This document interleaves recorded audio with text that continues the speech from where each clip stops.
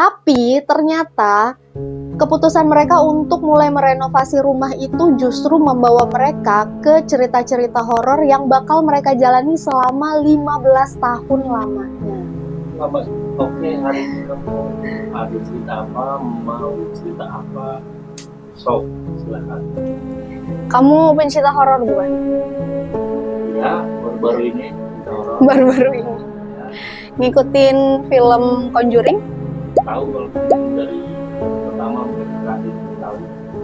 Nah jadi di tahun 2025 ini, tepatnya nanti di September, itu mereka bakal rilis seri terbaru dari Conjuring ini. Kalau bulan September agak berapa bulan lagi? Berapa bulan lagi ya? Ini udah masuk 4 bulan ya lagi. sekitar 4 bulan lagi ya. Cuman ya kalau buat aja akan juga ketemu kamu.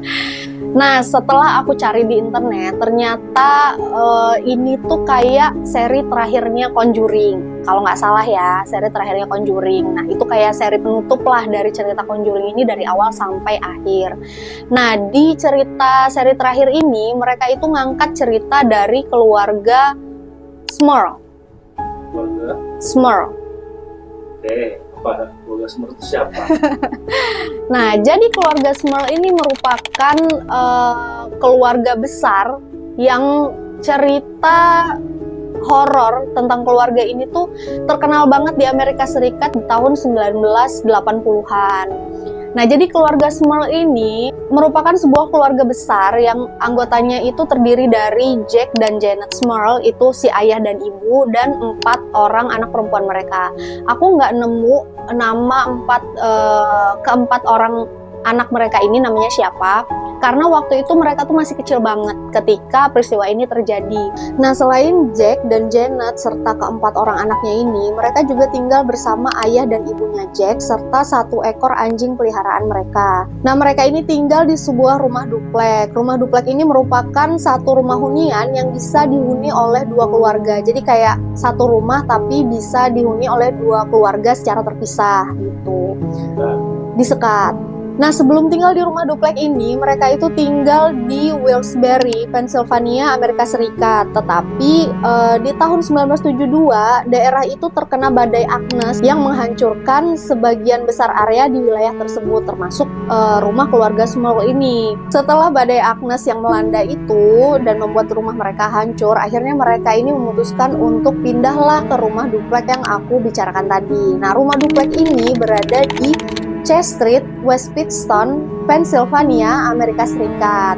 Nah, mereka memutuskan untuk pindah ke rumah duplek ini karena harga rumah duplek ini yang cukup terjangkau, karena si Jack ini hanya bekerja sebagai teknisi di sebuah perusahaan yang ada di Pennsylvania. Jadi mereka ini sebenarnya bukan dari keluarga yang kaya raya gitu, keluarga yang biasa-biasa aja. Nah, oleh tetangga sekitar, keluarga Smurl ini dikenal sebagai keluarga yang normal. Mereka itu taat beribadah, mereka aktif di komunitas, dan tidak mempunyai catatan psikologis ataupun masalah sosial. Berarti anggap mereka itu keluarga religius. Iya, mereka orang yang taat beribadah lah gitu.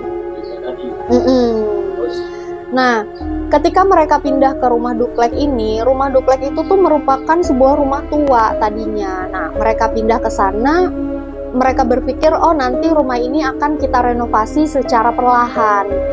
Nah, sekitar tahun 1973 sampai 1974, mereka mulai pindah ke rumah duplek ini dan mulai melakukan renovasi secara bertahap. Tapi ternyata keputusan mereka untuk mulai merenovasi rumah itu justru membawa mereka ke cerita-cerita horor yang bakal mereka jalani selama 15 tahun lamanya. apa?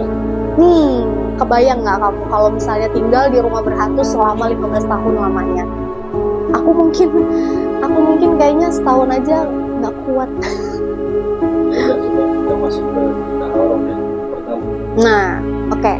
Nah, jadi antara tahun 1974 sampai 1985, keluarga Smurl itu melaporkan kalau mereka itu mulai merasakan keanehan-keanehan di rumah. Contohnya, keanehan pertama itu mereka mulai mencium aroma busuk di sekitar rumah. Yang tadinya mereka pikir, oh mungkin karena rumah ini udah tua, jadi mengeluarkan bau-bau yang nggak enak. Nah, setelah renovasi dimulai, itu kan mereka mulai mengecat bagian-bagian dinding di rumah. Tapi setelah bagian-bagian itu dicat, kebesokannya tiba-tiba muncul bercak-bercak noda seperti noda kecoklatan yang nggak bisa dihilangin. Nah, selain dari bau busuk dan noda yang nggak bisa hilang itu, mereka juga bilang kalau alat-alat elektronik di rumah itu seperti TV, AC, kulkas itu tiba-tiba sering rusak tanpa alasan teknis. Saluran air dan saluran WC itu dilaporkan juga sering mampet padahal sudah sering dibersihkan oleh tukang. Selain itu, keluarga ini juga sering mendengar suara langkah kaki yang berat terdengar dari lantai atas padahal nggak ada orang sama sekali. Dan sering juga ada suara ketukan keras dari dalam dinding itu yang sampai bikin dinding di rumah itu tuh bergetar. Nah, di tahun 1985 sampai 1986, gangguan-gangguan yang mereka alami itu mulai meningkat menjadi gangguan fisik, di mana keluarga-keluarga ini sering melihat ada bayangan hitam di sudut-sudut rumah mereka yang kadang bentuknya itu seperti siluet atau kadang-kadang berbentuk kabut hitam yang bergerak cepet banget. Kalau ngeliat penampakan kayak gitu ya ngeri banget gitu kan. Terus ada nggak yang sampai luka-luka gitu, kena hantaman atau gimana? Nah, ada nih si ibu Janet Smurl itu pernah bilang kalau dia itu pernah ditampar dan dicekik sama entitas yang nggak kelihatan. Bahkan anak-anak mereka itu juga pernah mengadu sama orang tua mereka kalau mereka itu pernah ditarik dari ranjang ketika tidur di malam hari. Gangguan-gangguan itu nggak cuma dirasakan sama anggota keluarga yang terdiri dari ayah, ibu, dan anak-anak. Bahkan anjing peliharaan mereka itu pernah kedapatan menggonggong ke arah yang kosong dan seolah dilempar oleh sesuatu yang nggak terlihat. Nah, teror-teror dari makhluk tak kasat mata itu semakin tahun itu semakin meningkat ke gangguan yang lebih aneh lagi.